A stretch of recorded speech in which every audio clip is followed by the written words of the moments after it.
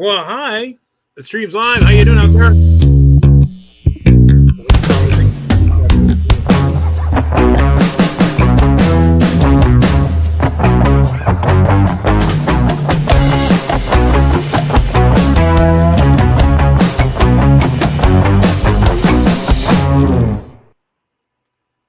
All right, that's the end of the music. Well, hey, how you doing? It's off night here. Yeah, we got the guys get together, and we're going to talk a few things. We're going to talk about stuff that's happened, hopefully in the comedy world, and trying to keep things moving forward. We have a lot of stuff to talk about. It is, at least this time, I don't want to date this, but we are going to, the Oscars are next week, and I haven't seen one movie that's been nominated for the Oscars. So I'm going to go to my old basically to win the Oscar game. I'm going to go to my Entertainment Weekly and just pick that their picks ride my victory dance, so that I can win at the end of the night and get the famed cupcake of victory at my friend's place. Anyway. Not to get off track, but, it's a week away, so we don't even have to worry about it yet. However, we did find the SAG Awards are interesting. But what the heck? I'm talking too much. Let's get Mr. Mark Sweetman out here as your host. All right. Here we go. I'm out here somewhere. Where am I? There I am, right there. Okay. And now I'll go back to... How about some more of this? Into the music? Yeah, doesn't matter. That's enough. All right. That's cool. All right. Let's bring Andy back out here. Hold on. There he is. All right. He's in love with that music, man. I like it. It was that's Jason's buddy that wrote that for us. Oh, and it's a nice 30-second little bumper music, and I really like it. Yeah, it's good. It's good. And since we've been using it, we haven't had YouTube or any of the publishing companies take our off night episode down because we use their copywritten material. So that's the best part of it. So that's the best part about it, is that there's no stuff taking place. So well, let's get to Susan, and she'll give us first bring her out here, then we'll put her on the screen by herself. But for now, let's get her. There she is, right there. Hello. Hi, Susan. Happy Monday. Happy Monday to you too. It's the 24th, I think. Yeah, 24th. Yes, it is. The 24th of February. And in my neighborhood, it got up to 50 degrees today. So I guess I'm the only one excited about it. I guess I'm the only one excited about that. I did. Now all that wet pavement will turn to a skating rink. No, you know what I did? I went and I took one of our plastic shovels that was beaten up the most and used it as a squeegee, and I tried to get most of that stuff into the street. Okay, so good. We'll see how it looks in the morning. So it looked better. It looked better off the sidewalk than it did on the sidewalk. Let's put it that way. Who's that bell? Anyway, where's that bell coming from? Somebody's dinging. That's not me. Oh, you know what? That was who's dinging? Something. I got my tablet and my phone here. Something dinged. I got something set up for an alarm, or somebody texted me. I don't know. You ready to get the poem? I wrote you a poem. Here's the poem for the off night, February 24th, 2025. Here we go.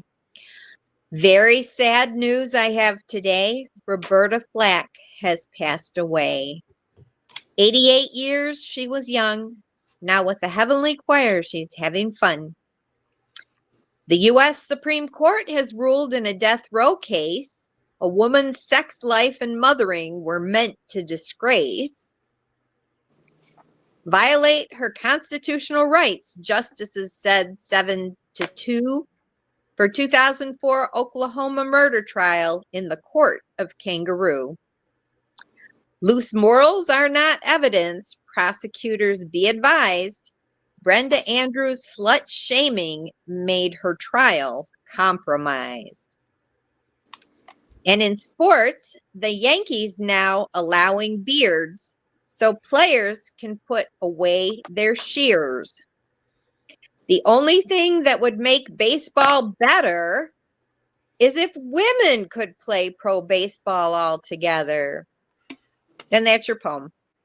All right. Oh, Excellent. Thank you, Susan. Let's get our we have one of our You're welcome.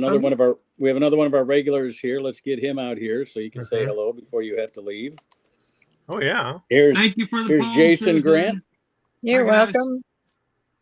Nice to have our sharp-tongued poetess out here to grace us with her sardonic wit. It's always There we go. And my near rhymes Close enough. and my almost matching meter. Well, if you go to any poetry readings, there's not always matching meter. There's not always rhymes. I mean, No, there's not. poetry is poetry. I'm licensed. It's called poetic license. Well, the There you thing go. is, with those skills, we can make you the lyricist for a mid-90s emo band. You'll be perfect for the job. Yeah, So- she would be a great lyricist. Oh my God, for a mid-90s indie rock band, she'd be great. Talk about like My Chemical Romance, that kind of Yeah, that kind of band. pick one. They're all the same band. It doesn't matter. And Goo Goo frankly, Dolls. Susan's Goo Goo Dolls. poetry Is that a mid-90s? exactly. Yeah. Well, just put it in the comments if you want me to write some lyrics for your band. Oh, you know what? Speaking of things you can do, here it is. Click the like button if you like. There the you go. poet. Click the like button. You know, someday I'm going to look at this thing on both the browser that I use and on the YouTube television link and see where that like button actually is. But there's our address there. It's YouTube.com/ No, it's over here. Yeah, actually, Click I prefer. Forget about clicking the like button. Go to that youtube.com at the off night and then subscribe and then like from that page. Doing it from where we are right now. I don't know if that's any good. So anyway, so that's what the one thing I want you to do. And this is the one I usually have on before we're setting up. I always like to point out how many episodes we've done. We're going into our second millennial quadrant here. So we've done a quarter of a 1,000. Now we're in the second quarter of our 1,000 episodes. We'll see how well that goes. So we're catching up with a couple of OnlyFans creators. Great. Mark, Right. what did you want to talk about tonight? Anything in the poem before I head out? Let me finish. Do you have a couple seconds? I'm going to finish this stuff. Here's our YouTube address. If you'd like to, we'd prefer that you watch it on YouTube. There's a reason for this. Facebook doesn't monetize it. YouTube does. So that helps us get our whatever we need to get it up to get pennies per click or whatever it is. You don't want to be Facebook sluts. You want to be YouTube whores. Exactly. Yes! Thank you. What clarity. Please write that down. You're doing that. You got to do that one at the end. Someone was going to steal that. That is trademark. Yeah. We're not going to put up with anyone stealing our material. That's for goddamn sure. Well, yeah. And here's now, if you'd like to join us, if you'd like to join Mark and Andy and Jason and Susan, well, Susan will be gone here in a couple minutes, but if you'd like to join the rest, there's the address right there, streamyard.com/IDEZTNJ648. And at some point, I'm going to figure out how to make it always the same address and I'll do the adjustment so that we can make it always the same all the time. Yeah, because that just trips off the tongue. Yeah, doesn't it? Emphasis on trip. I need to get one of those Bitly addresses where it's There you like, or even buy offnight.com. Those don't cost One of much. those QR codes. Oh yeah. Yes. Oh man. Oh, Yeah. I am so behind the times. You know? And I want to let you guys know that when we get to 100 subscribers, the 100th subscriber will win the free Shower with Jason contest. Where you get And I'll write them a poem. Susan will narrate a poem while the two of us soap each other up in the showers at the WCC Fitness Center while Andy holds the camera and live streams the event. So remember, lucky number 100. This could all be yours with soap. So it's up to you. Come on, people. All right. Thank you for mentioning Roberta Fleck, by the way, Susan. Yes. Mhm. I did not know she was a very accomplished pianist. Yes. And of course, I know her from singing. And Her mother was a. It's Her It's mother was sad a to very- hear that she passed away. Her mother was a very accomplished church organist, and her father was a jazz pianist. And she was in Play Misty for her music. Her music was in Play Misty. That's how Yes. she got it. That was her breakthrough. Was Play. Yep. Yes. And you know, she was with Atlantic Records, Yes. and it wasn't like most of the people you hear from Atlantic were with other labels before Atlantic picked them up. Yep. Because Atlantic was famous for Aretha Getting- Franklin, Yep. Led Zeppelin. I mean, pretty much all the tops in their field. But eventually getting went to real Atlantic. talent, but Yeah. sticking with real talent and backing them, and it wasn't just a production mill. Amit She was an Erdogan, amazing talent. Yep. So Yep. and we're sad that she's gone, but we're certainly glad that we have the material because What was her favorite? What was her best song? Do you think? I like The First Time Ever I Saw Your Face. Obviously, Killing Me Softly was yes, good song. was the big hit, and that was supposedly written about Don McLean of American Pie fame. Got it. I always thought The First Time Ever I Saw Your Face was with her. Lots of people have done the song, but she was able to do the interpretation without making it all syrupy, like some people, they can do. It's easy to do it that way.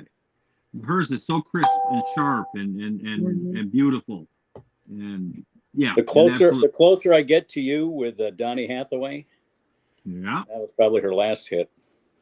Where is the love? Where is Yeah. the love? Yeah. Mm-hmm. Well, Van Morrison hasn't had a hit since like '69, and he's still Yeah, out there. well, he can. You know what though? When you do that, when you create that catalog, Yeah. you can go out and do that stuff. You can do whatever you want for the rest of your life. Mm-hmm. Fill a room, have people come in, and dig your material, and why not? I used to love Eric Tunney's joke about the bands that keep playing. Yes. He said this week at the Light Guard Armory, That's right. it's Gary Puckett and the Union Gap, except now. Well, you know what? Starving The lead artists, singer and, is the any backup gig drummer. that you can pay for a meal or pay rent, it's worth it. Yep.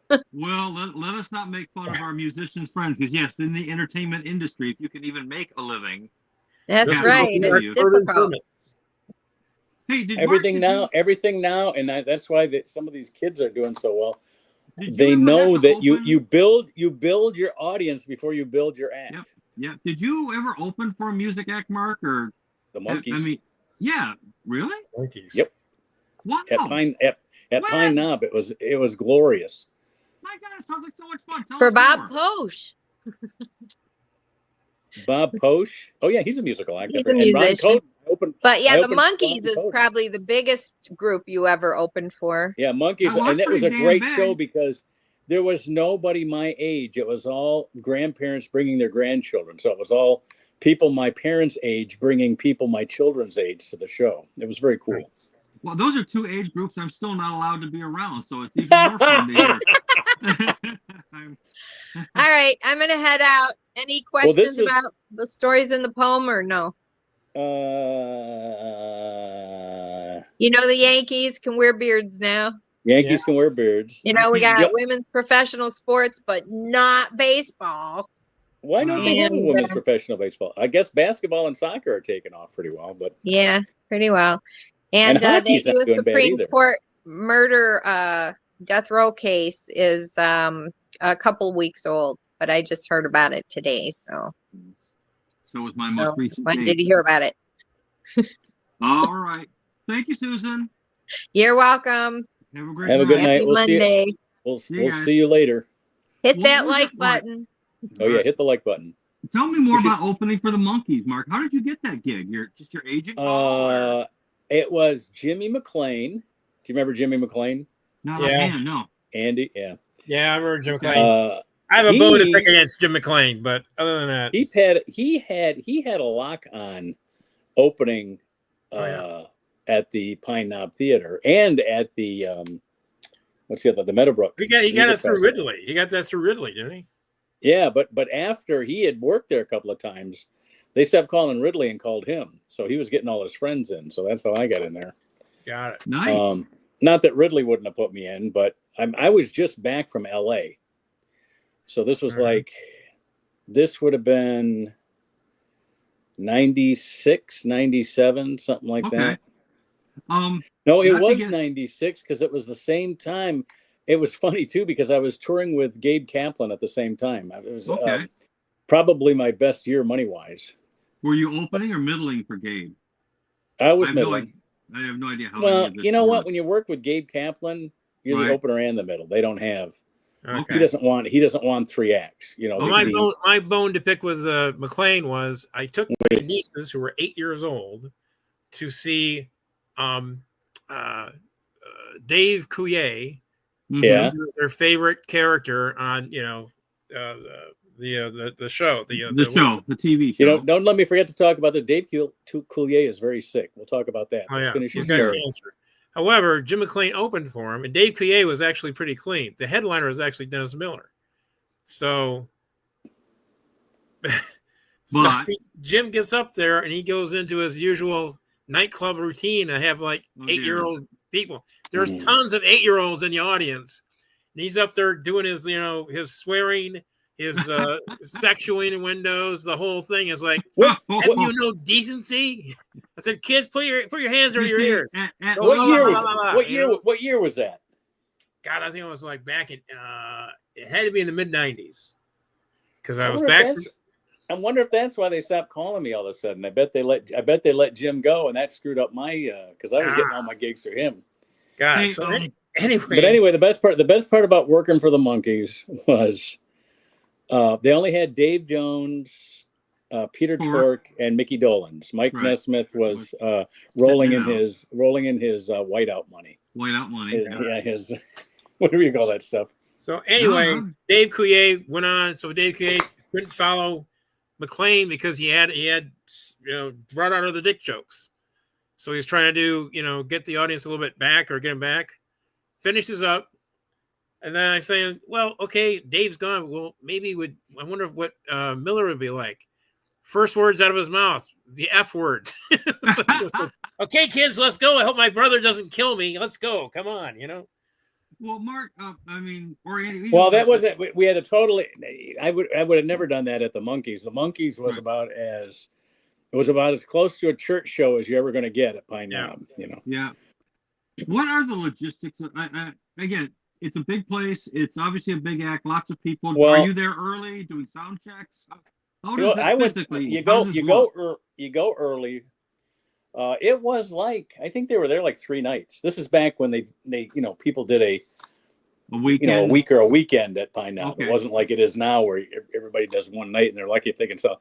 And if you're Eddie Money, when Eddie Money was alive, shit, you knew he was coming to town because every barber shop and beauty salon had free Eddie Money tickets lying there on the counter when you were paying.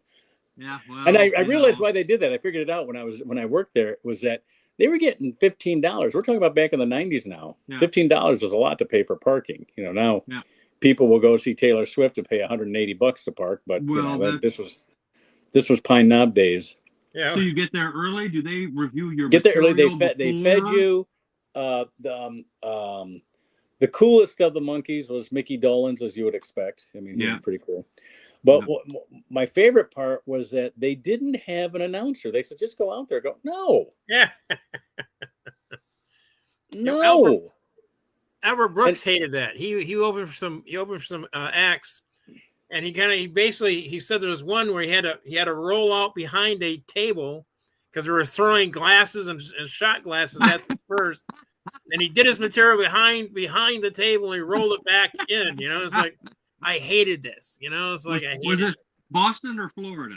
I think it was a Hollywood Bowl, actually. I don't know, but they said, do you want the microphone in the stand, or do you want to walk out there with it? I go, well, I'm going to walk out there with it because I didn't tell them that, but I'm going to give my own announcement. Okay. So I had been talking to Davy Jones enough that I started to pick up some of his inflections and doing the British accent. And I said, ladies and gentlemen, thank you so much for coming out to see the Monkees. We're very happy to introduce our opening act for the night. He's a comedian here in the Detroit area, and please, a warm welcome for Mark Sweetman. And I go out there, and of course, it wasn't a great Davy Jones impression because it was a British accent. They all thought it was him. So right away, They're I've all given pretty myself, high too, you know. yeah, I've given myself a lot of credibility just walking out there, getting an introduction. And I heard from McLean that after I did that, everybody was doing that. Kevin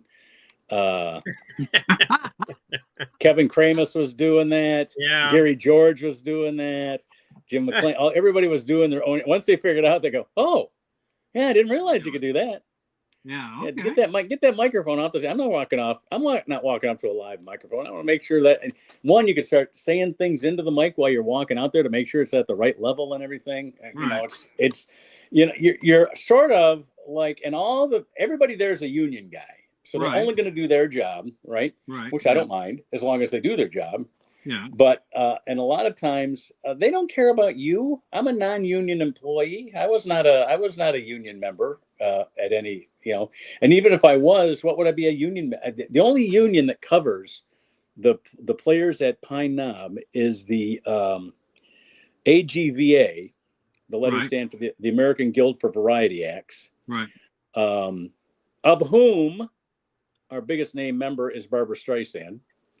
Okay. She's a big union person. So even though she became SAG and AFTRA and all that other stuff, she still kept her AGVA membership. She still has her card, still paying her dues. Still has her card, still pays her dues. God love her.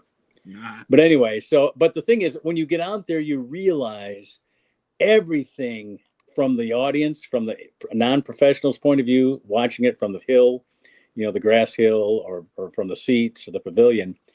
Everything looks so much bigger than it actually is. Yeah. When you're on that stage, everybody is tremendously close. Everything is very small up on it. There's not a lot of room to move around up there. Basically because of all the band equipment. But I loved it. It was a lot of fun. My biggest paycheck for the year. It was a lot of money. Nice.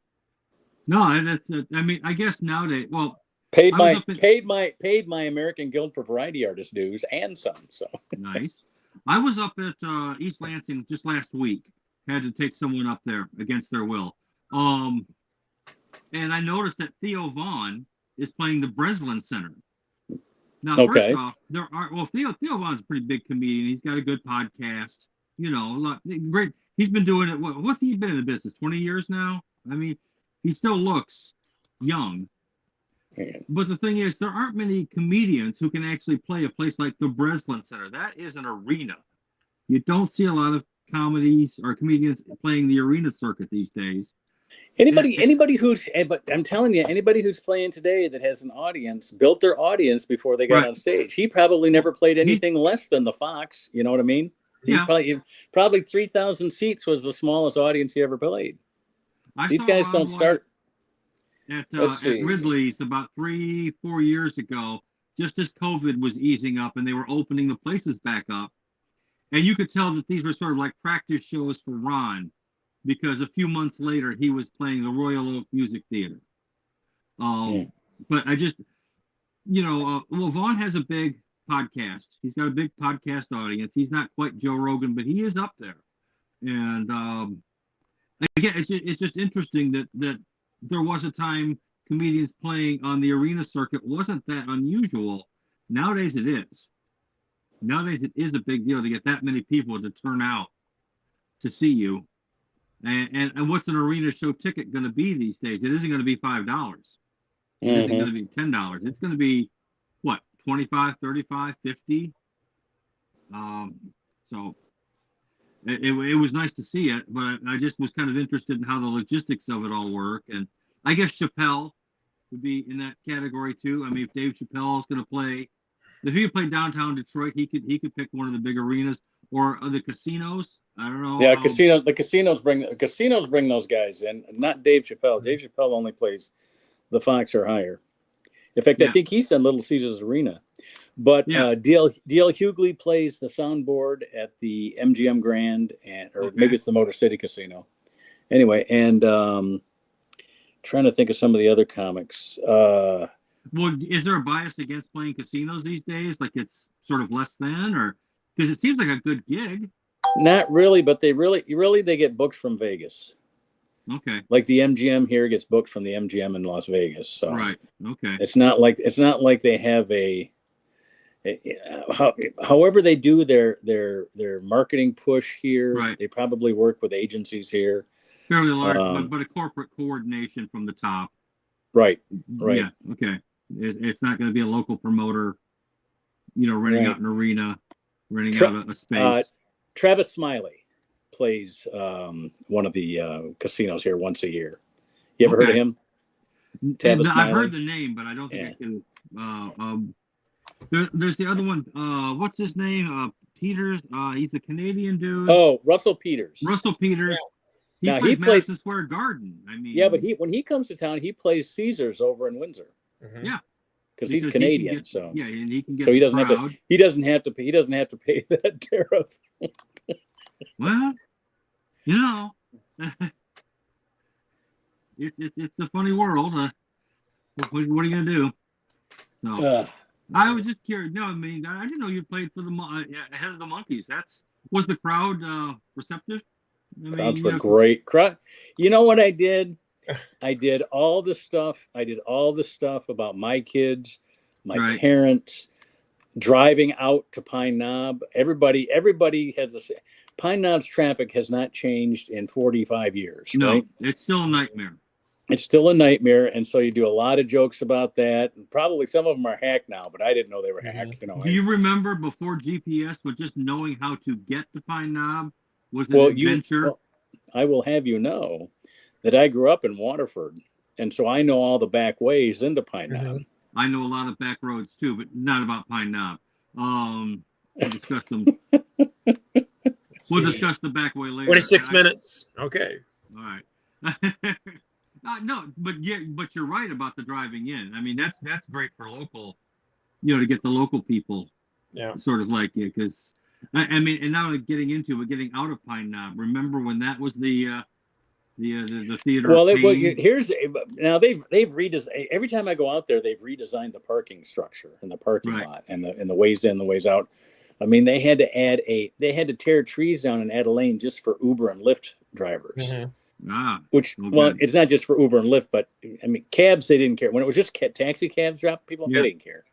Once it was Uber and Lyft and there were like, hundreds of cars coming in, Uber Lyft, they would, and that would kind of botch things up because they're trying to get to their customers. So what they did was, just like the airports do, for Uber and Lyft, they had an area where you got picked up and an area where you got dropped off. So that was new. But when I was a kid, they would force people way to the back, and people would like fight that and try to like get around the parking attendants where they wanted to park you. Yeah. But I always knew, hey, put me back there if you want to, because I knew I was getting out the other way. I wasn't going out the way I came in.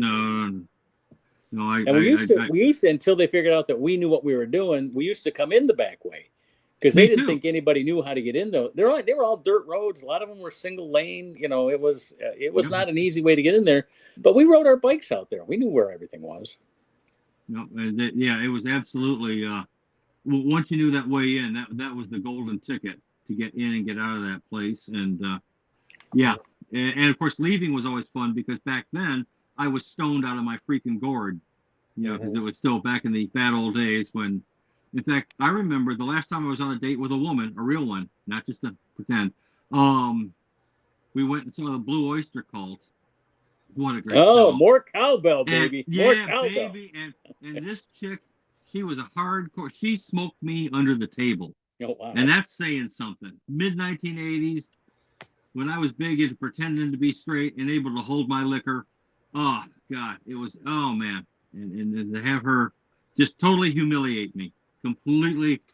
It's like, she's, want to smoke some more? And I'm like, no. God. Gene, I need more cowbell. I need more cowbell. I mean, really, Gene, explore the studio space. I know. Man, I need more cowbells. I need more cowbells. Blue Oyster Cult in 1984 was, and one of the best shows I ever saw out there was Dire Straits in about 1983 or 84. Oh, they were good too. Another great arena band. And well, you're from Waterford. Now, was there the rule that you had to stop playing by 10:30 or 11, or was that just urban legend? No, that was later because when they first opened up Pine Knob, there was no neighborhoods around there. Yes, I remember. It was a And golf then- course. There was a golf course, a ski resort, and you really had to cross the freeway before you got to the housing. Like everything was north of I-75 Yeah. goes north, but then after you get to Pontiac, it goes west for Yeah, it about makes that 15 little- that miles weird before little it goes up, yeah. north again to get to Right. Flint. So at that Pine Knob elbow or angle, it was north of the freeway. All the housing was south of the freeway, and well, except for some people, I had some friends Right. that I went to school with that lived north, but there weren't enough for there to be homeowners associations to bitch. You know? Right. So Well, I would have figured it there was really the was. unions. There was some kind of curfew that the police established because they didn't like chasing people through neighborhoods No, they didn't. at midnight. Yeah. So they started the shows at 7. They wanted them done by 10, Yes. but they didn't come and close the show down if they weren't done, by Mhm. 10. Because I remember the sun would be going down, and the opening act would always be getting just like, lit up by the setting sun. Well, I tell you, And- that was one of the things that once I started working Pine Knob, I would only work after August 1st. I did not like The sun. that sunshine, and at least when you worked in August and they start the show at 7:00, you would finish your set. And I liked it too, especially the monkeys were cool about it because I asked them about that. I go, "Do you want me to bring you up?" And they go, "What?" I go, "I'd finish my set, and then this is after the first time, the first night I did my own introduction. After that, Davy Jones did the introduction for me because Wow. he says I do a better Davy Jones than you do." And so after that, I said, So you've "So I been said, do introduced you want by me to Davy bring you Jones. guys up?" And they said, "Oh, can we do that?" And then now they start checking with all the unions. Like, we're the show. Yeah. I'm on the bill. I'm on the big marquee with you guys. So I'll finish my set. Are you guys ready to have a good time now? Are you guys really ready to have fun? Who's here to see you guys didn't come to see me? Who's here to see the monkeys? Ladies and gentlemen, Peter, Davy, and Mickey, the monkeys. And they come out, and then I would just wave off, and then they would give me one of those, "Come on out here, Mark," and make me take a bow and everything. That never normally at Pine Knob, the opening act would get done, and they're switching around equipment and shit like that, because they didn't always have comics for the opening act. Sometimes it would be another band, and they had to roll out. They had to roll out the opening band's equipment off the stage and roll the headliner's band out there. So back on there, and so it was Did you it was a lot of fun. It was they enjoyed that I wasn't like intimidated by them and stuff like that, because I was just trying to make it. I was trying to make it a good show. I'm thinking about the people out there. If I was out there with my grandkids, this is what I'd want to see. Well, if memory serves, that was like their first tour. I was back. no Jim McClane. Let's put it that way. Yeah. And again, I know. Well, actually, that senior crowd would have been perfect for Jim McClane. I mean, they're out there smoking doobies before we were there, so I mean, they're probably high during the entire thing. Well, like when you're touring with Gabe Kaplan, how does he know you? Does he call you up? Did someone say Gabe Kaplan? I got a call from John Yoder. Oh, Yoder. He says, "Mark, it's John." I go, "Hi, John. How you doing? Got work for me?" He goes, "Yeah, well, you can call the office about that. I'm with Gabe Kaplan." He goes, "He's working in town at the Amway Grand Plaza Hotel." And he, oh no, it was Pat Paulson. Pat Paulson was there. He said, Pat Paulson. And I told him your line about it's a nice hotel, but you got to get 8 people to check in before they let you check out. Because it was the Amway Hotel. Yeah. And so he says me talk to Pat Paulson. He says, "I love that line. How much do you want for it?" And I said, "Why don't you use it for that one show, get the big laugh, and then I'll take it back." He goes, "Sounds like a good deal." So anyway, he's trying to, he's now, that was Pat Paulson. That was like a long time. That was like in the early 80s. So now we're into the 90s, mid 90s. And he calls me up and he says, "Hey, it's John Yoder." And I said, "Hey, how's it going?" He says, "Great. You still using that Amway line?" I go, "Who wants it now?" He says, "I'm sitting here with Gabe Kaplan." I go, well, I'll work out the same deal with him. And Gabe Kaplan loved the joke and everything, but he forgot to do it. So there was no real payment or anything like that. Yeah. But what he did was he said, he asked John, does he write? Oh no, it was Ridley that he asked. He asked Ridley, is there somebody in town there that's a good writer? And Ridley recommended me to him. And he had just heard my name the night before when he was with Yoder. He goes, yeah, I've heard of that guy. Nice. And so Yoder, I guess, was managing a guy that Ridley had in there. And Ridley and Yoder worked out a deal where I would, like at the last minute, replace whoever the middle was at the castle. That's that picture. I posted it on Facebook before where Susan's sitting with Gabe Kaplan. I don't know if you've seen that or not. Mm-hmm. But and then he said, why don't you go on the road with me? So I went on the road with him for about 8 to 10 weeks. It was actually probably 12 weeks, but 8 of them we worked together. But we were like, I had things scheduled. He had things scheduled I couldn't do. But of the next 12 weeks, we worked 8 of them together. And I wrote for him during the day and was his opening act at night. Again, now this time, it wasn't like at Pine Knob. We did a couple of large theaters like that, where I was the MC and the opening act. Right. But when we just did, if we just did the clubs, they always had like a local MC and I was the middle act and stuff like Right. that. And that was fun. Like And that was, and Susan and Michael were with me. I don't think Gabe was born yet, so I only had one kid. Right. And we had a good time. And he paid, Nice. I tell you what, he paid me on top. I thought it was just going to be, Yoder's going to give me some extra money because they're going to get big shows. But Gabe ended up giving me extra money. So that was kind of nice. You know, Dave Landau, who's a local guy, I know Dave. And he was talking about how it feels to be an opening or middle act, and you're getting your check for $750 while you're seeing the headliner get a 6-figure payday. Right. And how that feels. Yeah. It's not his favorite feeling in the world. I suspect he knows what he's talking about.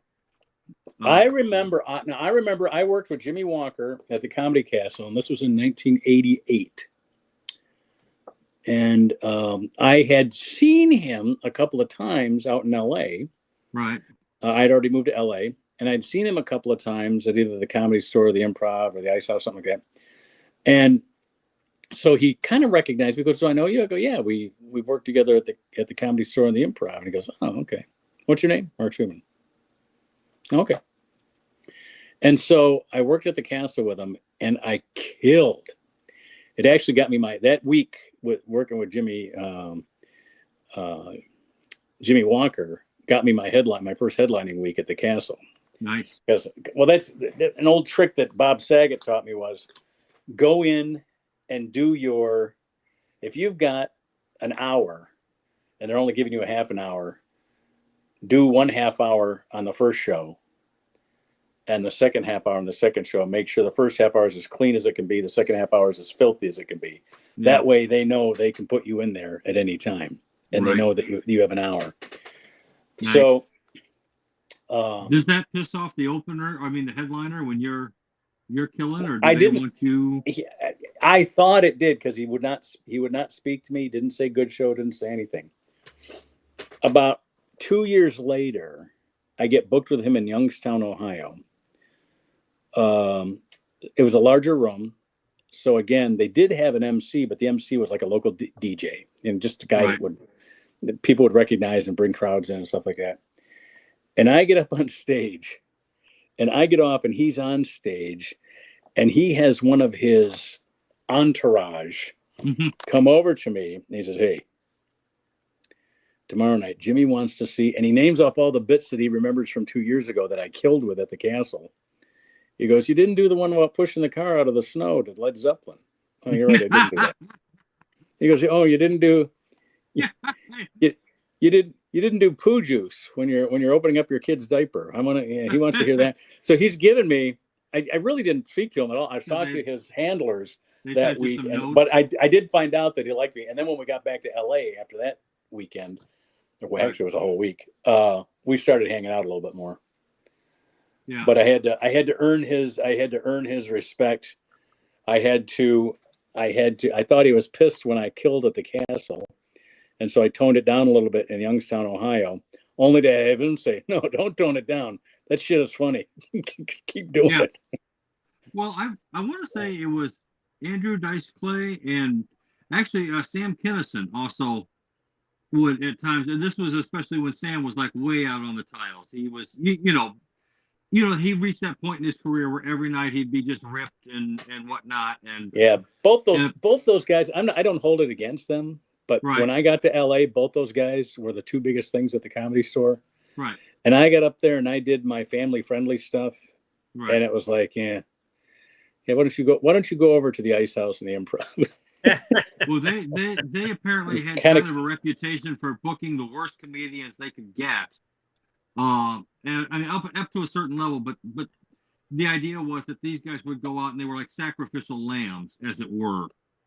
You know, I mean, even Andrew Dice Clay would deliberately sabotage you, so that he would come out and kill whatever, you know. But that was just sort of his, I don't know, security blanket. I'm not sure, you know what I mean, though. They would deliberately have bad comedians up before they went up, and that's what they wanted.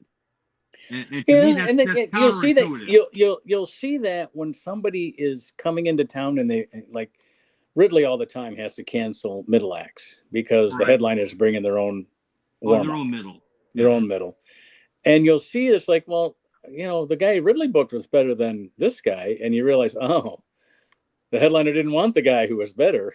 Right. He wanted the guy he could follow, and everybody understands that. Everybody, except for the new comic. Right. And one of the things we used to say all the time at the Improv is one of the things that can for sure kill your career is to get off stage and tell the headliner, follow that motherfucker. Oh, and yeah. like if you are just rubbing it in their face, it's kind of like they usually can, you know, headliners. I mean, one, you're up there for 25 minutes, 30 minutes, and then you're going to expect a guy who's expected to do 50 to 60 minutes to not be able to bring the crowd back at some point. Right. What's his name? From Detroit, was married to Maureen who was managing both Chaplin's and Joey's. I can't think of. Well, Maureen. Kurt Nolan. Kurt Nolan. Kurt Nolan. He did that to Tim Allen one time. Well, and really? He did like, yeah, follow that, buddy. You know, because he just destroyed at the Ann Arbor Comedy Showcase. And it took Tim Allen 3 lines to have the audience, you know. Yeah. And he thought, how could he follow that, you know? And I said, you know, sorry, Kurt Nolan, you've been doing it 5 years. Tim Allen has been doing it 15. You know, there's the difference right there. When you're doing it 15, let's see how we're doing. And he's also, Tim Allen would say he used his prison experience. He said because that was one of his ways of surviving prison, was just being funny for various and sundry. Well, isn't that for every person who is sort of gripped, captured, not free? I gotta tell you, Why do you think speaking of captive audience, I had a perfect 20-minute set the other day. Absolutely dead nuts perfect. Where was it at? In my car, taking a customer from Ann Arbor up to his home in Plymouth. He was in back. He was a younger dude. He was loving everything. I kept saying, "Listen, I'll stop now." He's like, "No, keep going. And it's like, is that food or litter? What is wrong with me that I can sit here in the front seat of this cab and get this one dude back here? He ends up tipping me $20. Nice. On a $20 run. So I mean, he wasn't BSing me. You don't just throw a guy an extra 20 for nothing. So when you walk by the newsstand and you see the latest issue of Cab Rider Journal, and you see your picture and the words "stupendous." Don't miss his ride. Don't miss his ride. Mark, that Uber is show. Yes. That is in my Uber comments. Funniest cab rider, funniest driver ever, funniest. Oh, and it just irritates me that here I can do that for 1 to 4 people. You know, I mean, which is more people than Carrot Top books occasionally. Hi. Hi. Hi. This is Jillian. We have to get her up on stage too. What's that? I said we get her up on stage too. Your whole family can. She's a good show now. I see your podcast now. It takes place in the front of a cab, and you bring the person behind you to do the interview, and then you do the opening. I That's just your don't half get it. hour, I man. mean, I was so proud of myself because all the segues were perfect. Somebody does a cab show. Somebody does a cab talk show. I wasn't even trying to do. It wasn't like this Well, guy. yeah. I'm gonna get funny or whatever. We just started chatting, and it just lapsed into my routine. And I'm doing parts of my rant. You guys know my rant. I don't need to do the rant. You know the rant. You know, I mean, it just. Yeah, I got a cash cab, some sort of thing, you know. Yeah. Where's Oh, here it is. This isn't the right title. I created this one last week. I almost used it. But then when you started going up, I called it Jason's Assassination Conspiracy Rant. Hey, let me take that off. Genius Stephanie. Well, I mean, I'm doing everything from my light versions of my serial killer stuff. I mean, and not horrific, gruesome, but and you know what? I didn't use any 4-letter language. The subject material was a tad risque, but it wasn't. It wasn't blue. Well, there you go. And you can hand me a water. I'm perfectly capable of doing it. Well, this is just like when the people are eating during the middle act or during the whole thing. No, that's good. I mean, so yeah, if you can do it as an innuendo, you know. Well, yeah,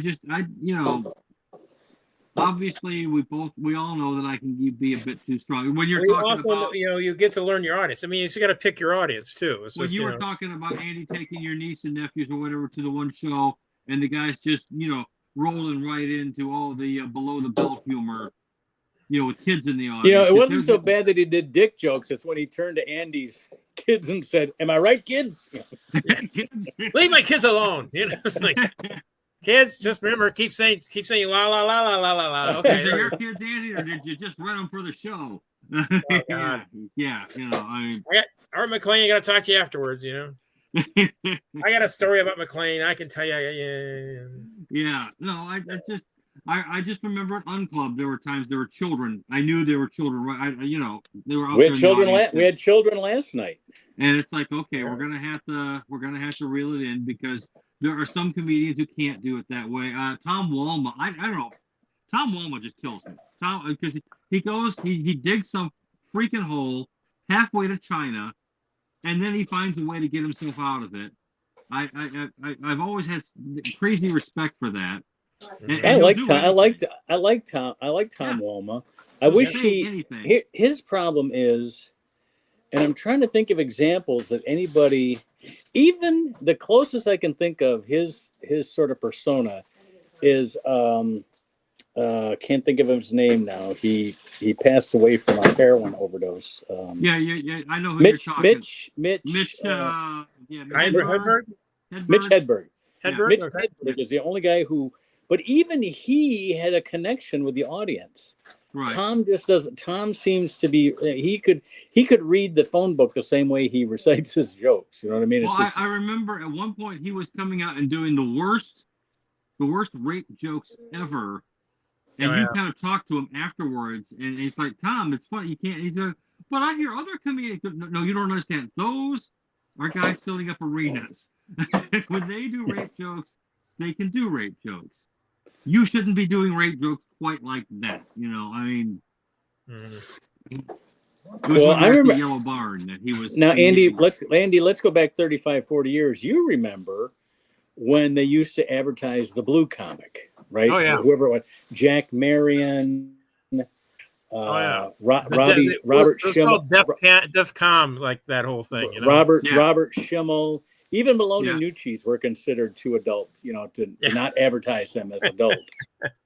What about the one, the ventriloquist, Otto and George? I think it was George and Otto. George and Otto, yeah, because again, the puppet they were was always they so were filthy. Yeah. And yet because the puppet was saying it, I never, I mean, it's him. He's that's the worst puppet ever. I mean, you should wash his mouth out, and you don't think that the guy sitting there pulling the strings is coming up with and that's another thing I miss about the old days. And listen to me, I'm an old man talking about the old days. But we had magicians that were funny. We had ventriloquists that were funny. We had guitar players that were funny. Jugglers. jugglers that were Jugglers. funny. We had hypnotists that Yeah. had great acts, and Yeah. you could legitimately put them in a comedy club because they made people laugh. Prop comedians. Yep. I mean, people forget Gary Mule Deer used to do Yes. prop comedy. I mean, Yep. and of course, as a kid, I mean, everyone talks about Carrot Top, but for me, Rip Taylor was the face, Yep. like, you know, and he'd be, you know, be fixing his hair, saying, "Is it on? Is it still on?" You know, I mean, and don't worry, if you don't like this one, I've got 100 more coming right at you. You know, you're gonna get, because he would just attack the stage, tons of energy, throwing stuff at, because I guess that's the only way to really do prop comedy. And you know what I liked? You know what I really liked about Rip Taylor was that he gave props to all the new comics. He didn't bitch about, they don't do it the way we did it. We did it, like that. We had Norm Crosby was good with us. Rip Taylor was good with us. Most of the comics that were, now you'd have a couple of guys that were kind of ornery about the whole thing. But you know what? There aren't names that you'd remember anyway. You know, Rodney Dangerfield was able to transition the generations, and but you got to remember guys like Dick Gregory, George Carlin really changed the whole thing. I mean, because a little more cerebral. Lenny Bruce was another one. Yeah. Carlin, Richard Pryor to a large degree. You know, because did you guys see 60 Minutes last night with John Oliver? No, it'd be interesting. Part of the interview, they had his producer and his head writer, and they were talking about how a lot of times his shows will be so. They talk about all the things they do comedy. They'll do a half-hour comedy on, the death penalty, or a half-hour comedy on vaccines, or a half-hour comedy on corruption in the foster care system. And they go, kind of heavy. Kind of heavy stuff. He says. That's why so often, do you watch his show last week tonight? They say so often the end of the show is goofy, and they'll do dance numbers, and they'll have puppets with giant puppet heads. They'll just do something that's so goofy that's kind of like, well, we are comedians. We like silly, so sometimes we just figure out a way to make it silly at the end. Yeah. Again, the 60s and 70s, heavy political times, and that carried over. But people were not going to the comedy clubs to see Jan Murray. You might have seen him in some of the rooms, like remember? Well, I'll name two more: David Steinberg and Robert Klein. Robert Klein was another one. Both those guys. I mean, it was, and really to some degree, Joan Rivers. Not that her material was that way, but that she was doing it as a woman. She wasn't Phyllis Diller. No. She wasn't Moms Mabley. She wasn't, you know what I mean? She was. Well, it's interesting that all three of those people have connections to the Second City. Yeah. No, that's true. And Joan Rivers also, she trained with Lee Strasberg, if I'm not mistaken. She was in the same class. She studied with Del Close. Yeah. Joan Rivers was a devotee of Del Close. And also David Steinberg was in that. Although I think David Steinberg did the Toronto. Don Rickles starts out as an actor. Well, that takes into consideration a total difference of type of humor. They led away from the punchline humor. It was all about. It's about creating a scene, creating and using the humor, the juxtaposition of the absurdity to make the scene work. Well, like with you, Andy, like I kind of liken, because I have been on a Peter Cook binge, and you say you're more like Jonathan Winters. Well, you're Andy, but obviously you're influenced. But the thing is, you come from the same sort of thing there. But again, Peter Cook was very good at doing things like being very deadpan. So if he used his eyes, which he did, you'd notice his eyes. You know what I'm saying? A glare, a glance, a gesture. Then because he's so deadpan, that small gesture stands out. And then he's using that to sort of create and reinforce these characters that he was constantly doing. Obviously, Jonathan Winters had his own sense of physicality. Oh, yeah.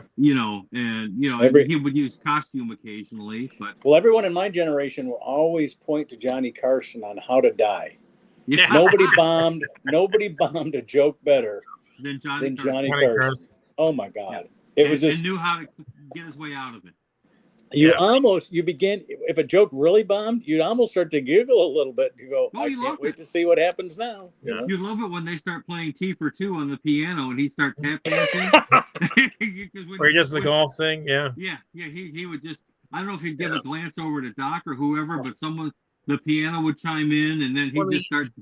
And the things, dancing. He would always, at least once a week, he'd mention to Ed McMahon about, I guess you like that paycheck, or I guess you don't like that paycheck. You know, just kind of like a mild threat at, if he laughed in the wrong places and didn't laugh at the right places. God, that I was love so when funny. Rickles would just explode onto the stage on Carson's show, come out, kiss Johnny's ass, just look, hi Ed, by the way, Ed, you're out. Yeah, I've heard. Yeah, you're out. You're done. Why don't you say to Johnny what you were telling me in the hallway, Ed? Yeah, tell him now. But you know, David Letterman did the same thing in many respects. They had the band player. They had a whole series of people to contact in case things were going bad. Right. And Paul Schaefer was a good straight man. Yeah, same thing with Carson. He had Ed McMahon. He had the band leader. He'd always go talk to the people. It was just Freddie de Cordova. Yeah. But I think Letterman kind of lucked out with Paul Schaefer, because Schaefer's a great musician. Yeah, he is. He knows how to play. He knows how to arrange. But he's a good straight man. He knows how to. Yeah. He can take that same sort of musical talent and apply it to sort of comedic chops. Well, and how they ever got a hold of Larry Bud Melman, Calvert DeForest, I don't know. I mean, first time he was a struggling New York actor. Right. And a couple of the writers on the first iteration of that show, we're talking about, I think it started in 82 or something like that. A couple of the writers had been New York, NYU, New York University film students, and knew him from the number of players they would get to play in college films, that kind of thing. College student films and stuff like that. Yeah.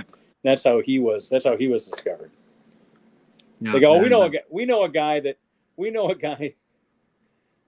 will always give you the same inflection no matter what he's reading off the cue. If that's what you're looking for. We know a guy that'll do that for you. Well, and of course, you know, like I said, when Letterman would have Brother Theodore on, and like you say, he'd address him as Ted. You know, when Brother Theodore's doing his stand-up tragedy, it's like, so Ted, how's it going?